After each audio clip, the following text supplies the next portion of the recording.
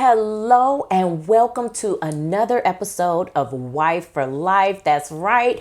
This is For Wives by Wives. I am your host, Michelle McElroy, and I am super excited to share with you our guest today. Can you guys help me welcome Erica Harris? Hey, Erica. Hey, Miss Michelle, how are you? I'm good, and you? I'm good. Thank you for having me. I really appreciate it. Thank you for coming. I appreciate it. Indeed. Yay. Indeed. I love when sisters can support one another and all the things that we're doing. So thank you. Amen to that. Thank you. So let me just tell you guys about how fabulous Erica is. This woman is a phenomenal presenter. She presented at our spring tea we had. If you missed it, yes, yay for tea. If you missed it, you missed it. Sorry. Maybe next year, right? Because it was intimate tea. It was really nice. We had it in a garden setting, and it was just phenomenal. And Erica brought the empowerment. She was basically telling you how to go to the next level in your career. She is also a phenomenal coach. Man, you know what? I'm not going to even tell y'all everything. I'm going to let her introduce herself. Erica, tell everybody a little bit about you. Well, I certainly will, and I appreciate the opportunity to do so. I would like to start, instead of talking about like what I do, I like to tell people who I am. And when I think about who I am, I consider myself to be a purpose doula. So we know doulas are folks that bring, life into the world, right?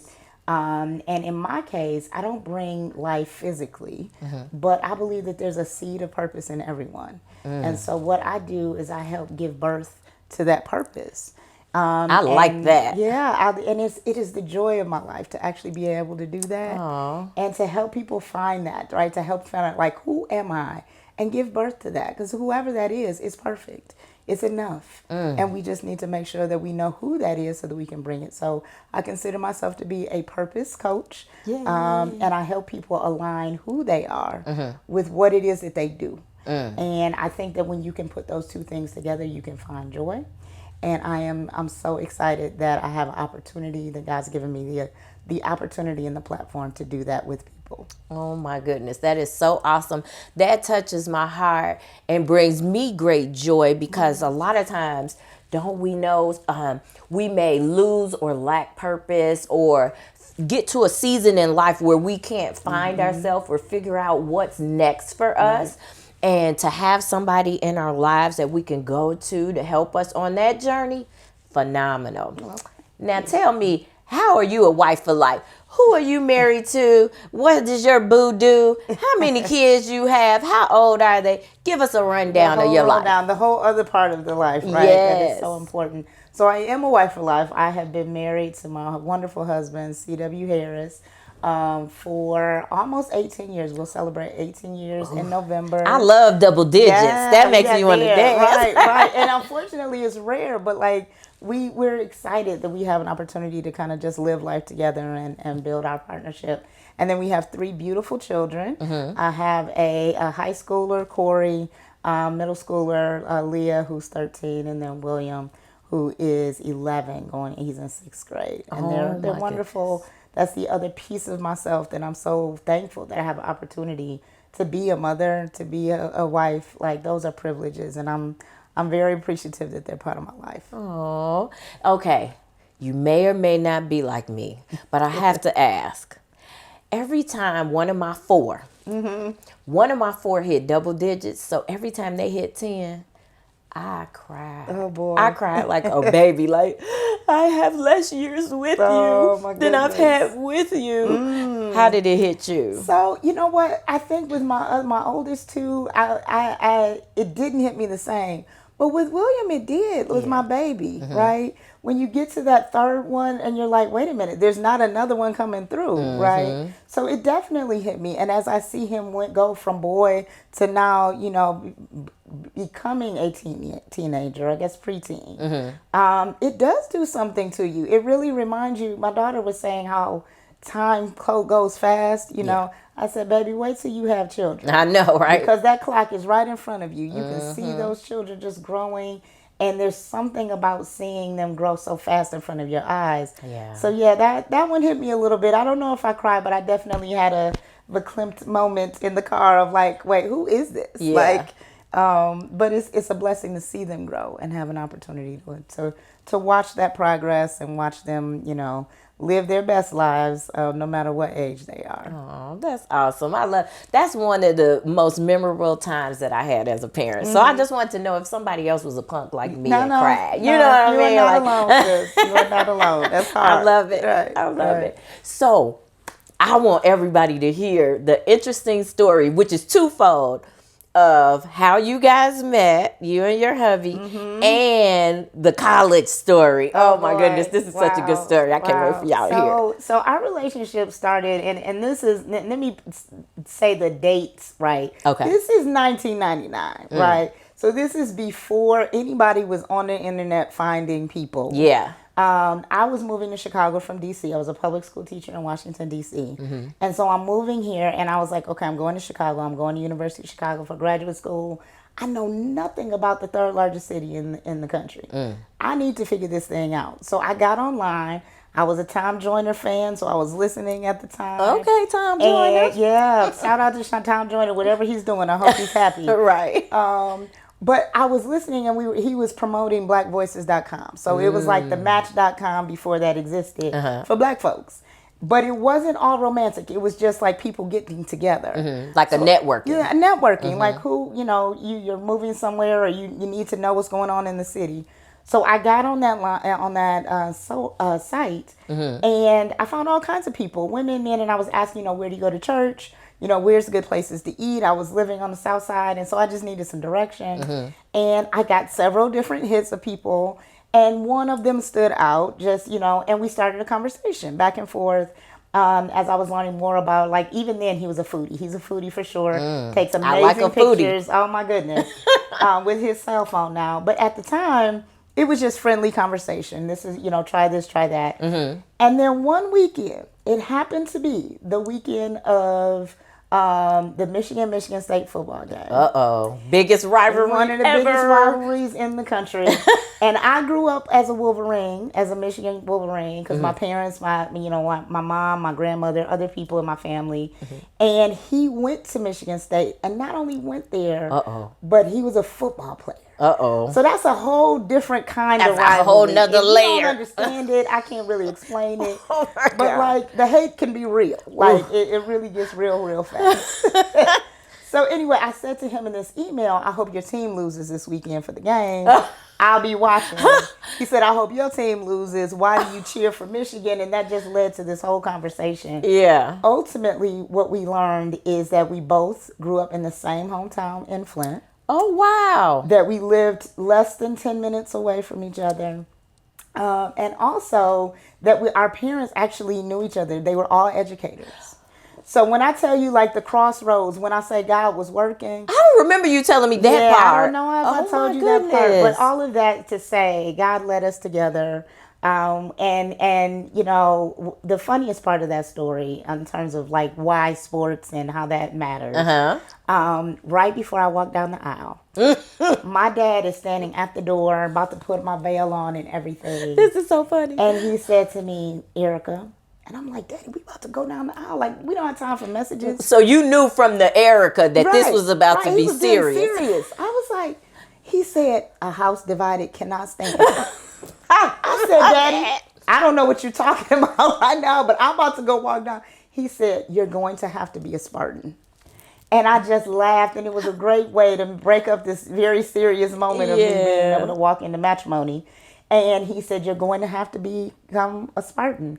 And I have been go green, go white, Sparty ever since. I definitely am a Michigan State fan. I'm not a Michigan hater, but I definitely love Michigan State now. So, I love it. That's how sports can bring people together. Yeah, especially girls with their dads. Yes, girl dads. Absolutely. He let me go, right? The dad is supposed to let his daughter go, and be found by the man that God gives. Yes, And so find your he good did thing. that. He found that good thing, and now the good thing goes green and white. Oh my goodness. And I just love how your dad did that. He like relinquished your fanhood. He did. Like, He did. it's okay. He I let me still go. love you. He let me go. He did. He did. That's So it so makes for cool. great conversation at Thanksgiving when they're playing, and my uncle is like go blue, and my husband is for sure go green or white. Oh man, Ray would love that story. Yeah. I wouldn't even know about the rivalry Oh, my if it goodness. wasn't for Ray. Yeah. So yeah, It's I love real. it. It really is. Oh my goodness. So, talking about journeys, right? How did you become a career and purpose coach? Oh, that journey. It was one that I would say I was not prepared or expecting, to be honest. And I say that because I think sometimes people have in mind that entrepreneurship is something that you prepare for. Come on. Like, and it wasn't. It wasn't for me. For some people it was. And I can talk my husband, it was something I think I knew he was eventually going to be into. But for me, it was something, I was doing a wonderful job at an organization, loving it, building leaders. And that organization was a young organization. And as that nonprofit organization was building and about to move to a different level, the leadership requirements changed. And then we were a small team. I was the number 2. My good friend Carmita was number 1. And she said, here's the new leadership team. And when she said that, Michelle, I didn't see myself in the new leadership framework. Okay. And it wasn't that I wasn't doing great work or that I didn't love what I did. But what I realized is God must be calling me to something else, because what I see here doesn't match with my heart. It doesn't match with what I'm really great at. And so I had to start questioning, like, I'm 40, I was just about to turn 40. I said, there's something I see here. I think God is calling me to something different. Wow. Now, let me pause you right there, because that is huge for us to get. That God oftentimes will give us an inkling, a little nudge, a little something, maybe even a little discomfort to let us know it's time to move. Yes. The question is, will we respond? Right. Yes, will we trust it? Okay, go. Yeah, no, it's a really good pause, because I think that growth comes from the discomfort, right? Like, you don't grow until you get uncomfortable in those pair of jeans that you love so much, right? OMG. Let them get a little tight, and now I got to buy another pair, or I got to lose some weight, or, whatever. And so there was a uncomfortable moment for me. But what I also knew was that I was being called to something. I didn't know what it was. I thought it was another job.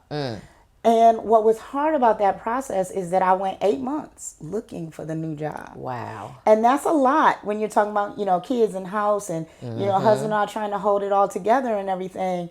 But I knew it was something different. And what I was doing in the gap is I was meeting with people on a regular basis, doing what I thought was informational interviews. But what would happen, Michelle, is we'd be at Starbucks, and by the end, I'd end up coaching them on what they were doing. Oh my goodness. So one of my little mentees who I did this with, and this is unconscious, because see, when you're using your gift, you don't even realize that that's really what's coming forth until somebody else may say something to you about that gift. Yes. And so I remember my mentee saying to me, Erica, people will pay you for this kind of, advice and counseling and, coaching. And it was my Oprah aha moment. It was like, really? I didn't know it was a thing, and I had a coach. So when she said that, it was like all the dots started to fit together. And from that, Purposeful Seed, which is my business, was born. Wow. Wow. That story has so many layers to it. There's a lot in there. There's a lot. But I also love the fact that you allowed someone to speak that into your life. Yeah. And for some of us, that takes time before we connect the dots, right. Who knows how long, but to allow people to speak things into your life, even though you might be afraid of it, you might have fear or lack courage in that moment to, step off the ledge or to jump into this new thing, trusting that sometimes God sends you somebody. Absolutely. To spark that or to add to it or to heighten the flame, we have to be sensitive to those divine appointments, Absolutely. You have to be open to it. Oh and God. I think there were a lot of people in my life that were saying, They were asking questions. Yeah. And so what I learned in that process is sometimes it's not somebody telling you what it is. It's about them asking the question and giving you the space to figure it out. My husband gave that to me. My mother gave that to me. It wasn't a force of like, girl, you need to get a job. It was like, well, what are you being called to? And as the doors, because I was interviewing for jobs and I was well prepared. I had graduate degrees and I was ready for work, right? But I think what I realized in that moment is that God was calling me to something. Yeah. And so the reason that the doors were closing was not because I wasn't prepared, but because He was calling me to something else. But at that time, entrepreneurship was not on the radar. Right. Right. Until it went long enough where I was like, it must be something else. It can't be this work thing because God is pushing me in a different direction. And when she said that, again, it was like the breadcrumbs were like, oh, I see how this works. And the thing that I love to do more than anything is watch people grow. Yes. So it made sense that I would try to figure out, well, how could I make money at something that I quite naturally was doing and loved to do anyway. Yeah. And let me give you the full circle moment. Now that same organization that I left, I am now an executive coach for that organization. I'm doing the very thing that I love the most from that job. Come on. And when that shift started to happen, when the new leadership came, I knew that there was something missing. I didn't realize that that was what was going to shift it. I would no longer be that coach. And that's why I was like, something about this doesn't seem right. So now that God has brought me full circle to a moment where I can do what I love. Yes. I want other people to know you can do what you love and be joyful in it. Yes. And walk in your strengths and walk in your power if you follow that. So oh my goodness, that was I my love lesson, that. but I had to go through that before I could take other people to that as their coach. Yes, yes. And a wife for life tip that you gave was the question that your husband asked you, that other people in your circle asked you, which was, what is God asking of you right now? What was the question? Remind me. Yeah, I think it was just like, what are you being called to do? What are you being called to and I do? can say the same thing about his journey, you know, because he decided to leave his full-time job to follow entrepreneurship. And it was the same, what is your heart saying, right? And so now seeing him, he's a, brand strategist. He, builds brands by telling stories I love it. for different companies. And then what he does, it really, you can see that that's who he is. And that's why he's so good at what he does. And that's why I'm so good at what I do. And I think that's the lesson, is to ask yourself, what is it that I am passionate about? What is it that I am called to be doing? Yes. That I do almost effortlessly, but with a whole lot of work.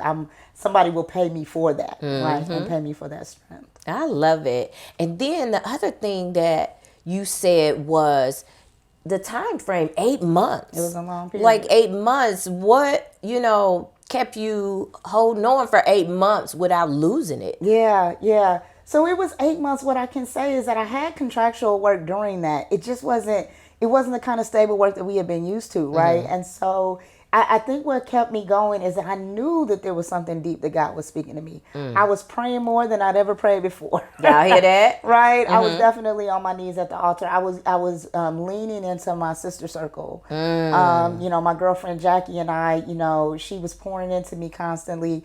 I had lots of my girlfriends who were pouring into me. And so I felt surrounded by love. I didn't feel alone in that. But most importantly, God was talking to me. Yeah. And I think it was almost like I had to be pulled away from the hustle and bustle and the drive and the motivation. The energy that it takes to kind of do the work, yes. right? The 9 to 5. I had to be pulled away. Wow. And so the quiet allowed me to hear what God was speaking to me. And sometimes we just have to be still. Be still and know. So we can hear what God is saying. Because He's always speaking, right? Are you hearing it? That's a whole nother question, right? But it's always there. I think sometimes you have to revel in the quiet and the stillness. Yes, I love that. Another thing she just said, did y'all hear it? Did you hear it?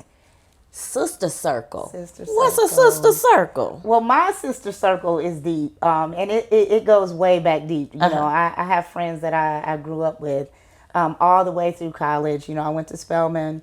That's where I really learned the sister circle. Nice.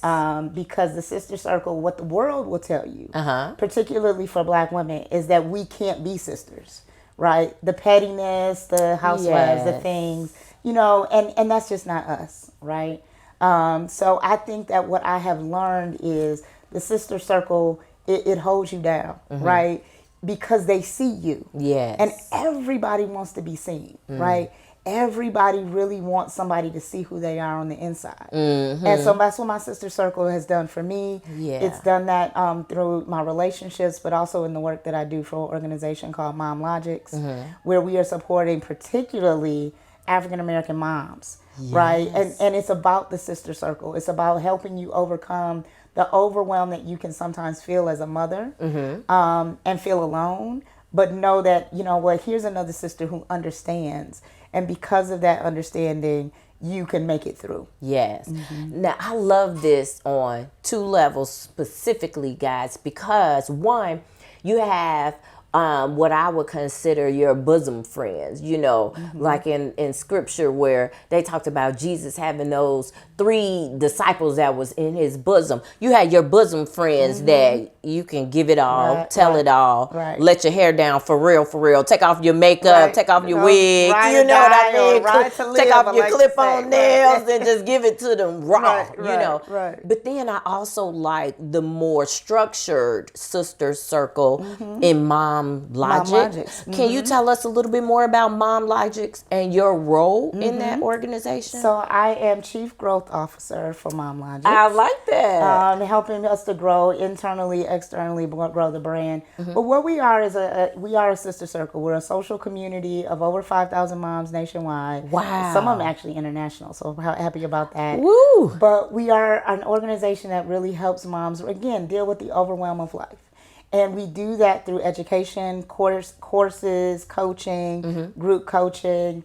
But also we're building a mobile app. We're being, technologically savvy. I love that. And progressive. Yes, absolutely. We got to keep moving, got to keep growing. And we help mom really kind of understand that if she's not okay, then nobody else that she's caring for can be okay. That's right. That's right. And so mom, it tends to lean into what her family, her community needs before she looks at her. That's so true. But it's so important for her to pay attention to herself too, right? Yeah. And that is my, part of my story is that you have to care for you, and then you can care for everyone else.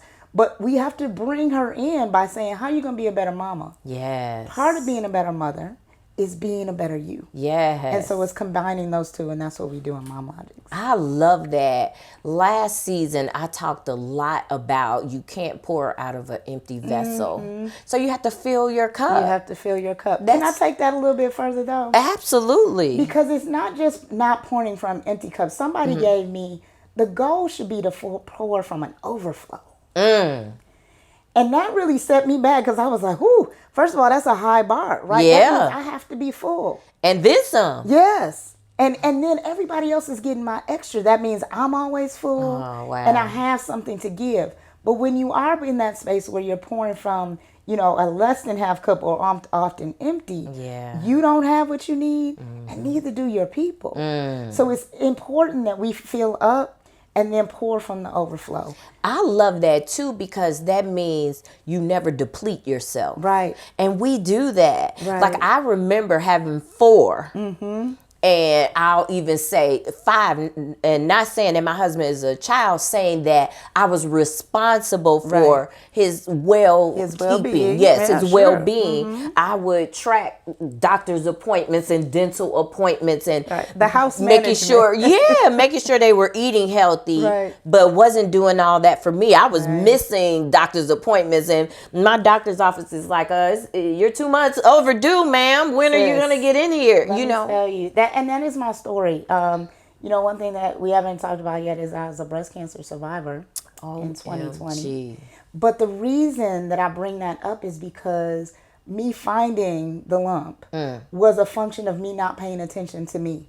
The fatigue and the feelings of like, oh, I'm just running, I'm working. Yes. And so the first time I felt it was in July. I didn't actually go until October.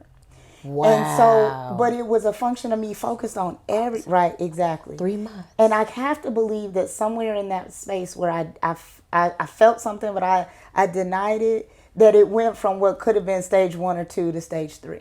Oh, wow. And so I say this very carefully for women because I am a living, walking miracle. That's Yes. number one. God Yes. saved me. But he didn't save me just for me or for my family. He saved me so that if there's some sister out there who is also neglecting herself because she's doing all the things. But sis, you are a human being. So how are you going to be better for you? Right? And I had to learn that. And I'm still learning that. It is an ongoing evolution. But that message of you have to take care of yourself Yes. is something I had to learn the hard way. And I hope someone else can hear this Yes. and maybe they don't have to do the same.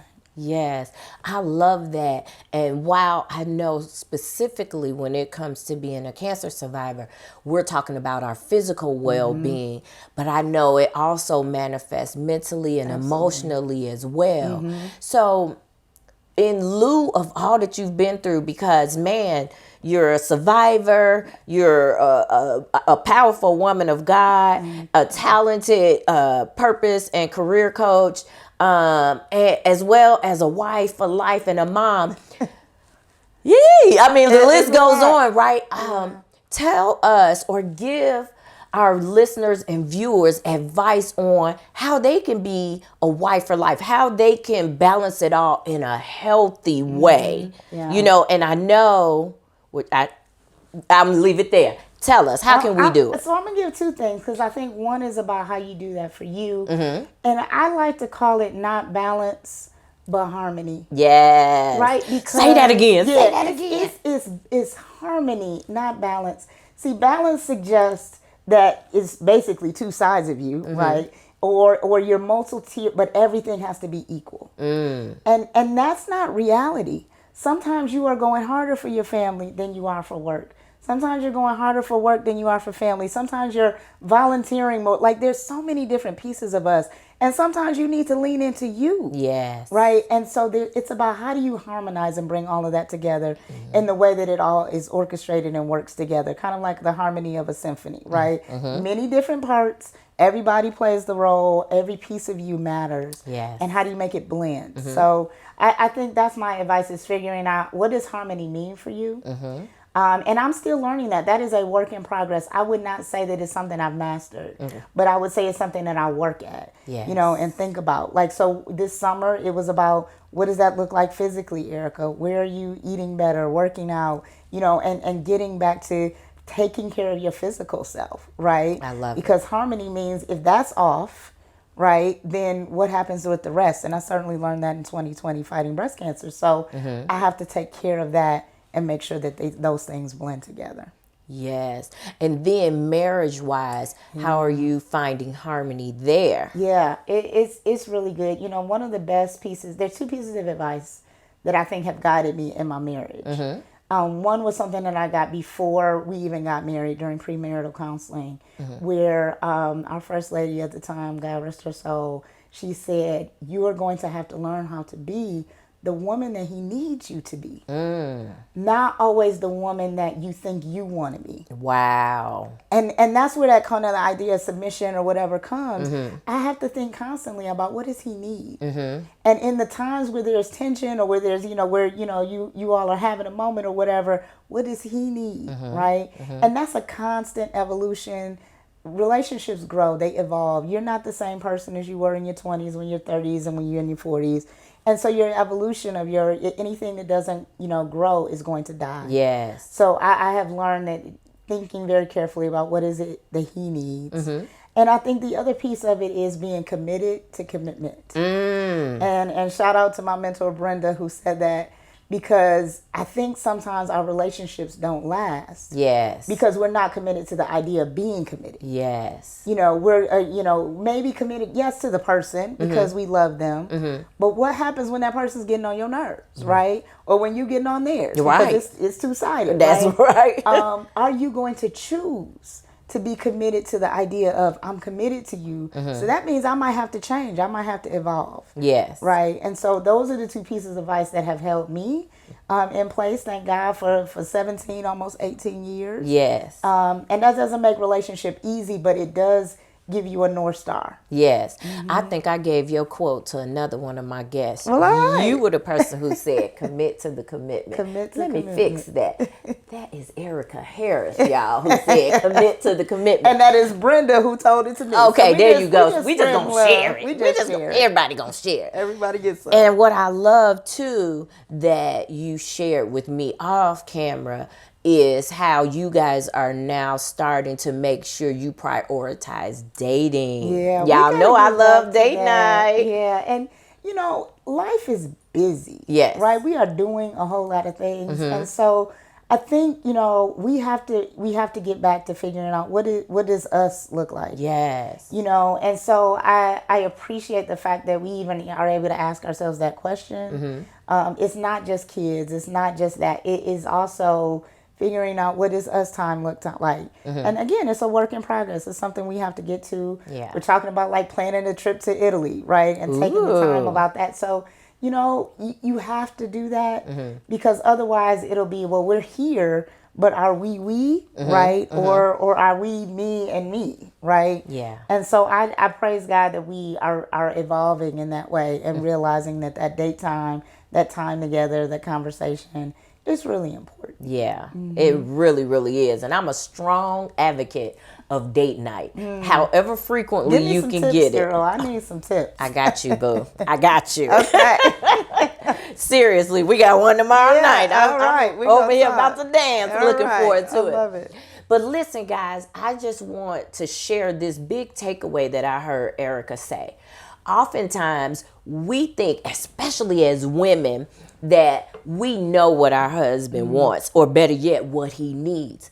But that's not always true. We have to be open to listening and hearing and even asking, what is it that you would like from me? What is it that you require in this moment or in this season of our marriage? Because we change, we evolve, and that's called progression, and that's called creating longevity in your relationship. So make sure that you're open to not knowing everything so you can make sure that you're feeding your spouse exactly how they need to be fed and not how you want to feed them. That's good. Guys, I just want to thank you again. You know I want to thank you. Thank you Oh for my having me. It's been goodness. a blessing. I don't know about y'all, but Erica Harris, everybody. She is thank freaking you. phenomenal. I am so glad you guys joined us. Thank you so much. Thank you, Erica. Thank you, sis. It's another episode of Wife for Life. Listen, I know y'all was blessed because I was blessed. So take what you have and begin to implement it. I promise you, it will not only bless you, but it'll bless your spouse, it'll bless your children, and it will create longevity in your marriage. That's it for another episode of Wife for Life. Thank you for joining us once again. And until next time, happy loving.